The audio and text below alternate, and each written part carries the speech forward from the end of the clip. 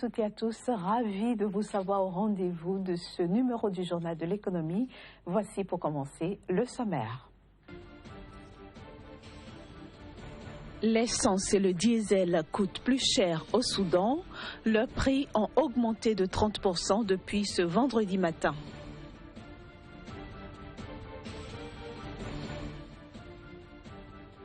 Le tourisme bat de l'aile en Tunisie depuis les attentats du Bardo et de Sousse en 2015. Les recettes du pays restent en baisse.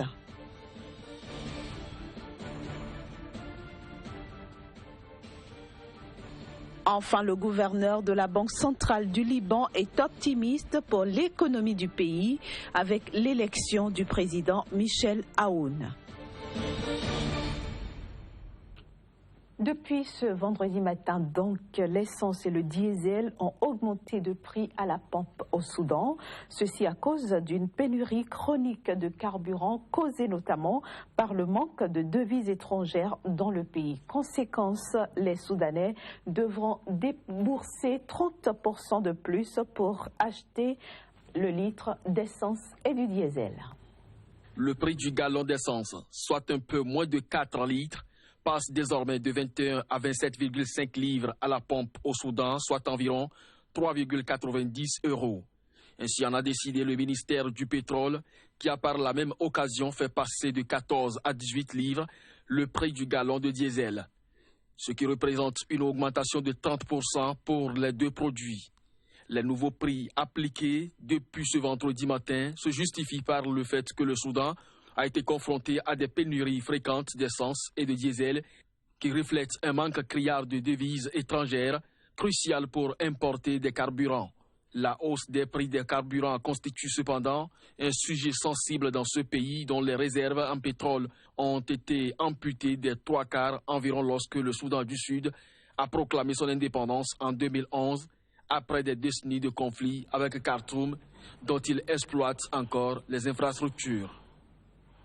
Le tourisme, l'un des poumons de l'économie de la Tunisie, connaît des balbutiements depuis 2015 où le pays a été frappé par les attentats du Bardo et de Sousse. Le nombre des visiteurs a drastiquement diminué au même rythme que les recettes. Le tourisme prend un coup en Tunisie.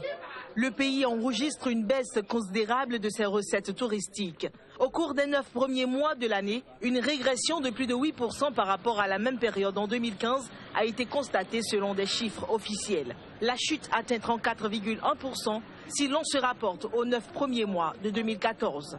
C'était avant les attaques djihadistes contre le musée du Bardo et sur une plage de Sousse en mars et juin 2015. Depuis près d'un an, ce pays d'Afrique du Nord n'a pas connu d'attentat majeur. C'est alors qu'une embellie semble poindre à l'étude des récentes données. Début octobre, la Tunisie a par ailleurs enregistré la venue d'un premier bateau de croisière.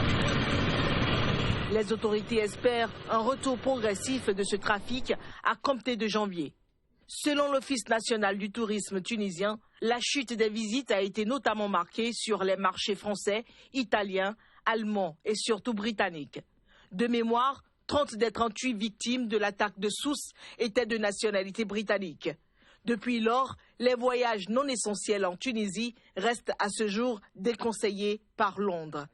À l'opposé, le contingent russe a plus que doublé en 2 années, ce qui n'a pour autant pas compensé les pertes sur les marchés traditionnels. Le tourisme, avant la révolution de 2011, représentait près de 10% du PIB tunisien. Aujourd'hui, il est inférieur à 7%. La présente crise du secteur pèse sur l'économie du pays. Le gouverneur de la Banque centrale du Liban se veut optimiste après l'élection du président Michel Aoun à la tête du pays. Il s'est prononcé en marge d'une conférence économique qui se tient à Beyrouth. L'agence de notation financière Fitch Ratings a estimé dans un communiqué publié ce mercredi que l'élection de Michel Aoun à la présidence de la République, après plus de 2 ans de vacances présidentielles, constituait une étape importante vers le renforcement des institutions. Elle considère également que cette élection pourrait contribuer à relancer une économie en difficulté, mais à condition qu'elle débouche sur la formation d'un gouvernement d'unité fondé sur un consensus plus large au niveau politique. L'agence alerte cependant que cette dynamique reste soumise aux risques liés à la guerre en Syrie et à la faiblesse des finances publiques, avec une dette publique estimée à 140% du produit intérieur brut.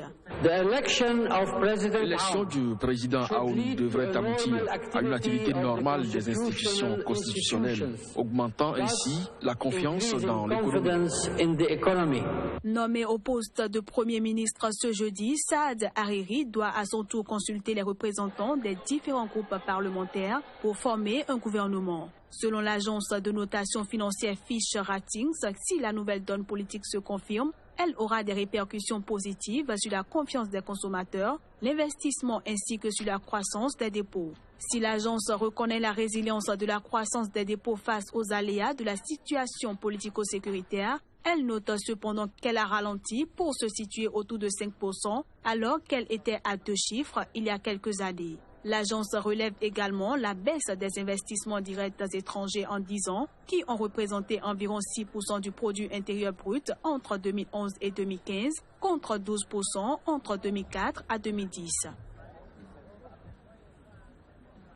L'Égypte a choisi de laisser flotter sa devise afin de répondre à une crise monétaire aiguë qui affecte son économie. Cette décision, qui devrait provoquer une forte baisse de près de 50% de la valeur de la livre égyptienne face au dollar, s'inscrit dans le cadre d'un ensemble de réformes. Pour répondre à une crise monétaire aiguë qui affecte son économie, l'Égypte a décidé jeudi de laisser flotter sa devise. Il s'agit là d'une décision qui devrait provoquer une forte baisse de près de 50% de la valeur de la livre égyptienne face au dollar. La décision de la Banque centrale s'inscrit dans le cadre d'un ensemble de réformes liées à l'obtention d'un prêt du Fonds monétaire international de 12 milliards de dollars sur 3 ans pour soutenir l'économie égyptienne. Le FMI a salué la décision qui, selon elle, va améliorer la compétitivité extérieure de l'Égypte, soutenir les exportations, le tourisme et attirer l'investissement étranger. Pour le gouverneur de la Banque centrale égyptienne, il s'agit d'une décision historique. Nous considérons cette mesure comme historique. C'est la première fois que ça arrive à l'économie égyptienne. Et cela vise à corriger la manière dont notre situation économique et financière est gérée.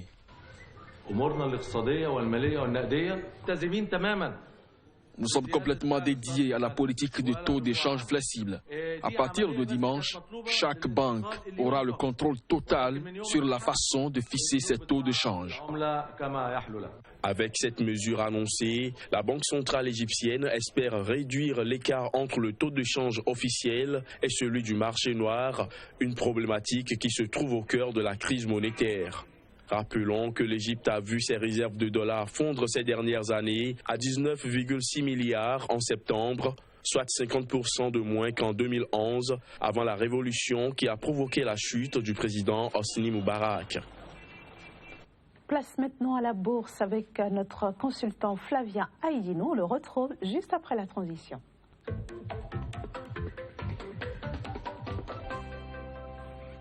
Bienvenue Flavien sur le plateau du journal de l'économie. Merci Inès, bonjour à tous les téléspectateurs. Alors l'action de la société ivoirienne de banque se comporte plutôt bien à la bourse. Tout à fait, introduite à un coût de 14 000 francs CFA, l'action de la société ivoirienne des banques de Côte d'Ivoire a atteint 20 085 francs CFA au terme de la journée du jeudi, avec une plus forte hausse et une progression totale de 33,86% sur les 4 jours où ce titre est arrivé à la bourse. 475 titres ont été échangés donc sur les 4 séances de cotation depuis l'introduction en bourse de la société, de l'action de la société ivoirienne des banques, qui est devenue, sans risque de me tromper, le nouveau chouchou de la bourse, donc des investisseurs du marché financier régional ouest-africain. Et pour les observateurs, eh bien, cette tendance va se poursuivre jusqu'à un certain niveau et le titre va retrouver son niveau on va dire, équilibré au niveau donc, de la bourse. Y a-t-il des possibilités d'acheter encore pour ceux qui ne s'étaient pas risqués? Absolument. Vous savez que ce titre a suscité beaucoup d'engouement à l'occasion donc de l'ouverture du capital et beaucoup n'ont pas pu le faire puisque le nombre qui devait être vendu était limité. Mais à présent, à la bourse, et tout le monde peut acheter seulement au prix qui est donc fixé par le marché à la confrontation de l'offre et de la demande. Seulement, les titres sont de plus en plus rares, c'est tout.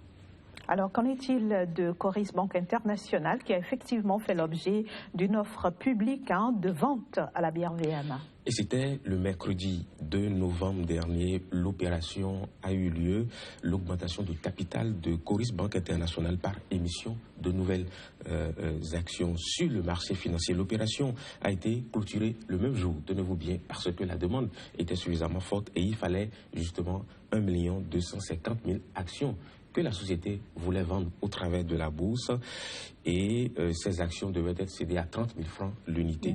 On va dire que la date de jouissance est fixée au 1er janvier 2016. Ça veut dire tout simplement que les nouveaux... 2017. Non, 2016. Ça veut dire simplement que les nouveaux actionnaires vont bénéficier des dividendes de à la fin de cette année en cours. Ah, exactement. Super. Donc, c'est une bonne nouvelle pour tous ceux qui ont acheté le titre. Et donc, il faut dire qu'on attend le dénouement de l'opération pour que le marché secondaire puisse accueillir les nouveaux titres à la côte pour voir un peu quel va être, on va dire, le comportement de ce titre à la bourse. Contrairement à Coris Banque Internationale, l'action de la BOA Mali est plutôt en difficulté. Et tout porte à croire que les investisseurs ont encore des appréhensions par rapport au scandale financier qui a eu, rappelez-vous, au niveau de cette banque, 20 milliards de francs CFA soutirés des caisses de l'entreprise avec la complicité de certains agents. Il faut dire que ceci arrive malgré les bons résultats du premier semestre 2016 réalisé par l'entreprise, un produit net bancaire d'une croissance de 6,8% et un résultat net en hausse de 22,8% comparativement à la même période de l'année dernière. Mais malgré cela, les investisseurs sont réticents sur le titre parce qu'ils ont toujours des soupçons. Et donc, le titre a connu une baisse de 2,74% à la clôture de la séance du jeudi, donc hier. Et le coût s'est établi à 38 900 francs CFA. Qu'est-ce que vous recommandez d'acheter ? Écoutez, je ne donnerai pas de conseils. Ah ben, en général, vous en donnez. Oui. Quand c'est en baisse, surtout. Mais vous savez que, comme je l'ai dit ici, nous voyons que les résultats, en réalité, présentent une meilleure figure, puisque ça devrait être encourageant. Ce détournement n'entasse pas les fondamentaux de l'entreprise. Et donc, c'est le meilleur moment pour acheter, puisque, qu'on le veuille ou pas, le coût du titre va remonter. Tout simplement. On va parler maintenant du résumé du marché de la BRVM. On va dire que les indices ont continué leur course dans un trend haussier, 2,51% de hausse pour l'indice BRVM 10 et 1,86% de hausse pour l'indice Tout est en vert, BRVM composite. En vert du fait de la bouffée d'oxygène que le nouveau titre a apporté au marché. Nouveau titre de la Société ivoirienne des banques. Bien entendu. Mais voilà ce qu'on peut dire.